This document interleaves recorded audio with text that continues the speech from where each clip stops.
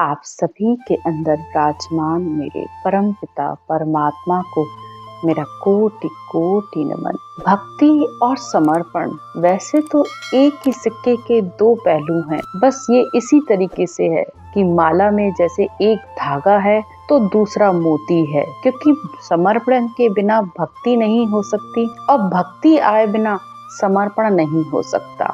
तो दोनों एक दूसरे के पूरक हैं, क्योंकि भक्ति मार्ग में चलते हुए जब तक मनुष्य अपना पूर्ण समर्पण पूर्ण तरीके से अपना निज मन इस ज्ञान को नहीं देता, तब तक ये भक्ति आ ही नहीं सकती। भक्ति के लिए सबसे पहले ज्ञान के प्रति विश्वास होना चाहिए। ज्ञान को सुनने पर ही भक्ति प्रकट होती है और भक्ति प्रकट होने पर ही अंदर से वैराग का भाव आता है और वैराग प्रकट होने पर ही मनुष्य अपना पूर्ण समर्पण करता है। मन कभी नहीं समर्पण करता, आत्मा को समर्पण करना पड़ता है और आत्मा ही समर्पण करती है, तभी ये ज्ञान बुद्धि पर बैठता है। बिना ज्ञान बुद्धि पर बैठे ये केवल ज्ञान प्रकट नहीं हो सकता। तो आज की ज्ञान की चर्चा में सद्गुरुदेव इसी बात को समझाते हुए कहते हैं कि जब आत्मा अपना पूर्ण समर्पण करती है तभी उसे परमात्मा की प्राप्ति होती है। सद्गुरुदेव कहते हैं, साधो भाई मैं तो शीश उकरड़ी किया, भावे नंदो बंदो कोई जुग में, सब तज निज पद लिया। सद्गुरुदेव साधना करने वालों से कहते हैं कि मैंने अपने शीश को पूरी तरह परमात्मा के चरणों में समर्पित किया है, यानी मैंने अपना पूरा भाव पूरी तरह पूर्ण समर्पण परमात्मा के चरणों में किया है, तब मुझे परम पद की प्राप्ति हुई है।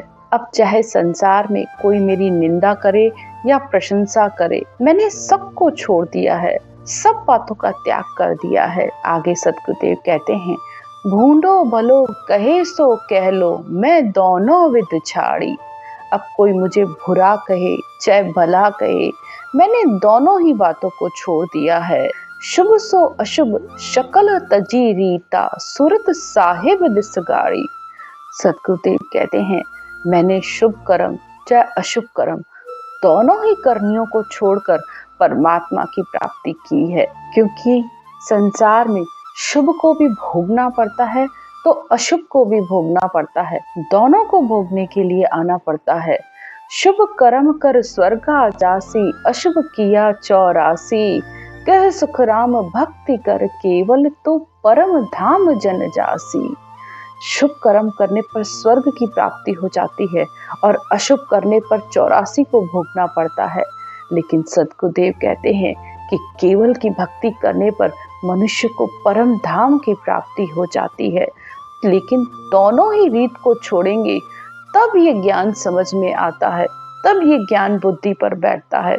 नहीं तो मनुष्य अपने अंदर अनेकों तरीके के हर समय शुभ और अशुभ कर्मों के भरम पाले रखता है। आगे सद्गुरुदेव कहते हैं, लाज शर्म जुग मर जाता, ए मोह मन नहीं भावे। अब मुझे संसार की लज्जा शर्म मर्यादा कुछ भी मेरे मन को अच्छी नहीं लगती है, मैंने इनको भी छोड़ दिया है। क्योंकि मनुष्य कभी कभी संसार की मर्यादावश भक्ति करते हुए भी उसे अपनी छोड़ देता है, क्योंकि उसे ये डर सताता रहता है कि लोग क्या कहेंगे, या कोई ये कह देगा कि अरे ये तुम क्या कर रहे हो, इतना मुंह क्यों चला रहे हो, अपने अंदर करो। तो भाई मौन से मुक्ति नहीं होती है। अगर मौन से मन चाही चीजें मिल जाती तो मौन से मुक्ति हो सकती है, लेकिन मुंह बंद करके बैठने से, मानसिक जप करने से वह नियक्षर कभी प्रकट नहीं होता है। आगे सद्गुरुदेव कहते हैं, साहिब साध ज्ञान की लज्जा, उलट बहुत घट आवे। सद्गुरुदेव कहते हैं कि जब मैंने संसार की मर्यादा को छोड़ा तो अंतर में ज्ञान से मुझे ये समझ में आई कि उल्टे मुझे संतों का संग कर ज्ञान धारण करने पर बुरे कर्म करने की लज्जा अंदर प्रकट हुई, शर्म प्रकट हुई कि मैंने ज्ञान धारण करके भी मैं ये क्या कर रहा हूँ, मैं बुरे कर्म क्यों कर रहा हूँ, अशुभ विचार क्यों कर रहा हूँ, इस बात की शर्म अंदर पैदा हुई। आगे सद्गुरुदेव कहते हैं, तीन लोक की नंदत बंदत, एक न मानू काई, कह सुख राम सतगुरु माने, ऐसी चीज बताई। सद्गुरुदेव कहते हैं कि सदगुरु ने, ज्ञान गुरुदेव ने मुझे ऐसी चीज बताई है जिससे मैंने इस 3 लोकों की निंदा को भी छोड़ दिया, प्रशंसा को भी छोड़ दिया। अब मैं संसार की कोई भी बात नहीं मानता हूँ। तब मुझे उस परम पद की प्राप्ति हुई है। परमात्मा भी कहते हैं, मैं रीझू इन बात सुन लीजो नर नार, मेरा होए मोको मिले तो पावे दीदार। परमात्मा भी कहते हैं कि मैं इसी बात से रीझता हूँ, जब तुम मेरे होकर मुझसे मिलोगे, यानी पूरे भाव से, मन से आकर मुझसे मिलोगे, तब तुम्हें मेरा दीदार होगा। तो पावे दीदार निज मन सौंपो लाई।